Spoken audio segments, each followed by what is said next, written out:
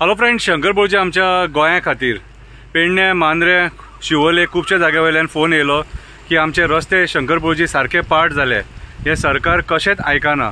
आणि पेडण्याच्या एका मनशान म्हाका फोन करून कितें सांगलें तें खबर आहा. सरकाराक सांगता, जेन्ना दिल्लीच्यान तुमचे मंत्री येतात, जे डिग्निटरीज येतात, कितें ज्या टायमार प्रायम मिनिस्टर, प्रेसिडेंट येता, त्या टायमाचेर एका रातीन रस्ते जातात.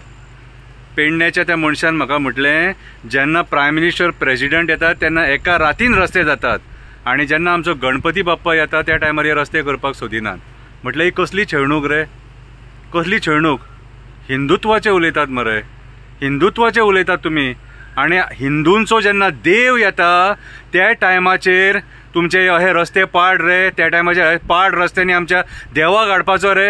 आणि कितेंय जर नाका जालें सपोज, जाल्यार कोणाची रिस्पॉन्सिबिलिटी रे? हां, तांकां मागीर ते बाबड्यांक पाप मरे. लोकांनी जाणून घेवपाक जाय आयचे जे पॉलिटिशियन, राजकारणी आहा, हे कशे लोकांक छळपाक उठले. बारीक बारीक कामां हेंचे कडेन रस्त्याची जायना, वणके भरपाक जायना. अरे संजय बर्डे म्हापशेचो एक एक्टिविस्ट आमचो, तो जर एक हेल्पलायन तयार करपाक शकता वणके भरपाची, कितें रे? जाल्यार तुमचे कडेन मंत्र्यां कडेन जायना रे?